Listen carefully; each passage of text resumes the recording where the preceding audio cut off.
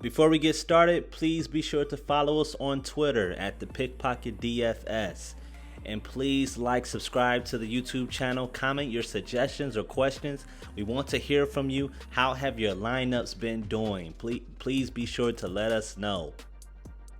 All right, please whip out your cellular device and take a picture of this particular page right here. It's very important to know all the definitions to these symbols. You're going to see these symbols throughout this presentation. So please take a picture of this page so you can follow along. Top 5 from tonight's slate by position. At point guards, we got Luka Doncic. Shooting guards, CJ McCollum. Small forwards, LeBron James. Power forwards, Anthony Davis. Center, Jokic. If you could get 2 to 4 of these players would definitely help your lined up tremendously. Point guards. No bad option here. We always keep you ahead of the game by letting you know. Be aware of players who receive majority of their FDP from scoring. Very important. They may get other stats here and there, but at least 85% of their FDP performance is whether they score a ton. That would be Kyrie or Jamal Murray, excuse me. Great scorers. Kyrie will be catching the Sixers on a back-to-back, and Murray will be going bucket for bucket with Luka. Luka is costly, but he's lived up to that price tag. Consider him against a lowly Denver defense, 21st in fantasy points to point guards.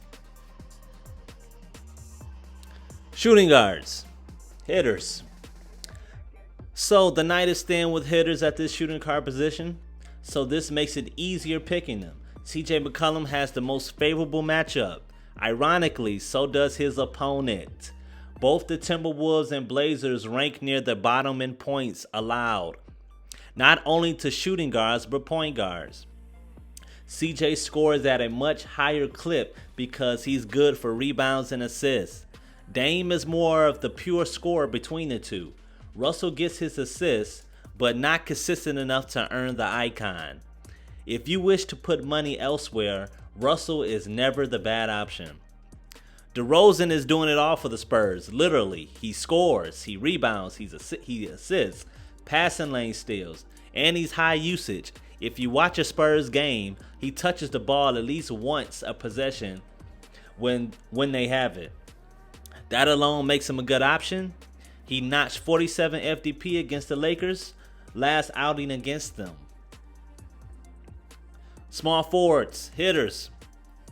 LeBron has had an injury status for the last few games and continues to play. That is just there to make you aware that any point between now and tip-off he may sit. I apologize for the grammatical error there. Picking him is never a bad idea. He is still consistently putting together 50 FDP nights. He does it all, which is perfect for his salary. Tobias Harris will not have to contend with Durant, and that opens up his ability to affect the game. He can score and rebound with the best of them.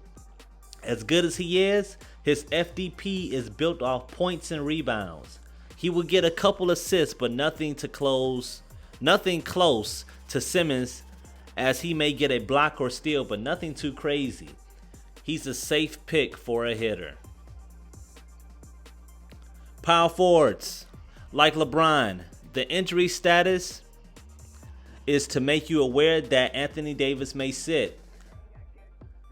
It's out of fairness that you don't find out 5 minutes before tip-off. If you are comfortable picking him and believe he will play, never second guess it. The Spurs front court don't do well stopping power forwards from getting their fantasy points. The only drawback to picking Anthony Davis is that he can tend to coast early on. He will be super passive and then flip the switch and go off later in the game. Only twice has he not had above his average this season. He still had in the 30s, but for his salary, that's not good enough. It's one of those situations where you evaluate the rest of the power forwards, and you decide. Centers. Jokic has been ridiculous. You can't state it enough.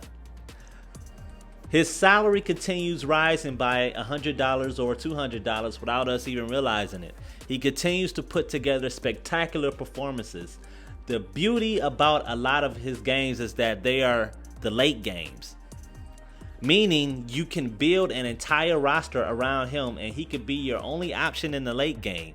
Tomorrow Luka is in there too, but consider that going forward. Always pay attention to the nightcap players. Stronger players can literally take you from being on the edge of the green to deep into it or already in it to winning more. Very important point right there. Embiid and Andre Drummond both have favorable matchups. Embiid may have better defenders on him. He's just too skillful. Drummond will just out-athlete his matchup. Andre Drummond is going against the Memphis Grizzlies. Valanciunas is a solid player, but Andre Drummond, he's just such an athlete. He's going to out-athlete Valanciunas. Valanciunas is not going to stop Andre Drummond from getting his stats. All right, point guards that you really need to pay attention to. Underwhelming selection to choose from. We are going to shed light on why these could work for you in value.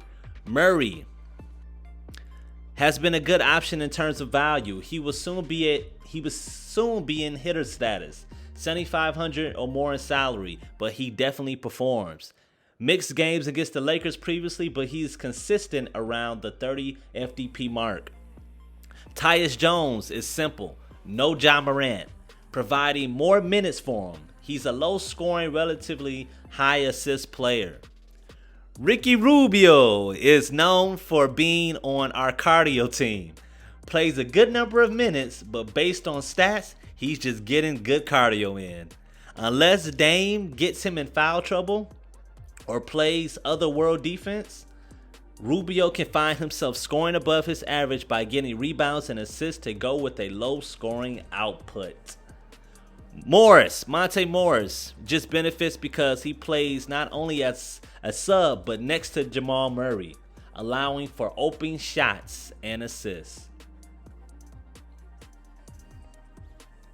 Shooting guards.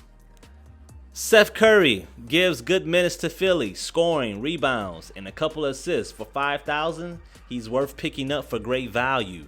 Dennis Schroeder is great value right now. He was priced high early on and performed decent. He slipped in production, but for his current salary, he's a great pickup because he plays plenty of minutes and shares point guard duties with LeBron, creating higher usage. Dylan Brooks and Colin Sexton will face each other, and both rely on their scoring.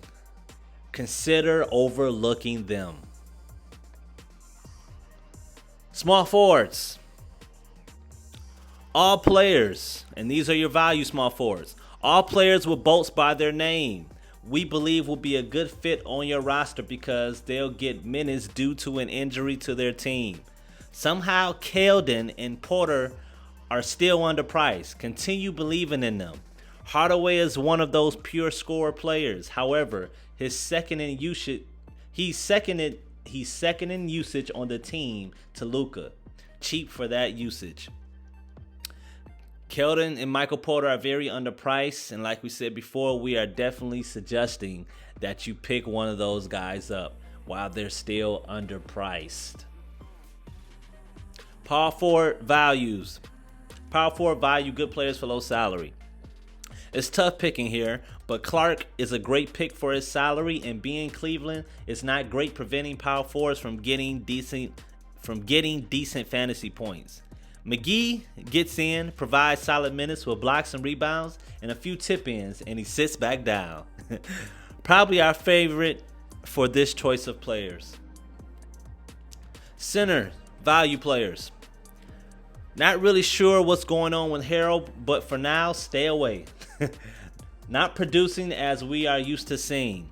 Cantor and Dang provide solid minutes if you are trying to spend high someplace else. Nurkic is the third option behind the Blazers guards. No catch should help provide value. Allen and Valanciunas have matchups that don't favor them. We imagine they will come close to their FDPG, just not confident. Sorry for the grammatical error there. Alright, the moment you guys have been waiting for. Mock lineup number 1, hitter heavy. You have 300 left, but if you went that heavy with your hitters, expect this kind of look for your lineup. Very solid lineup there.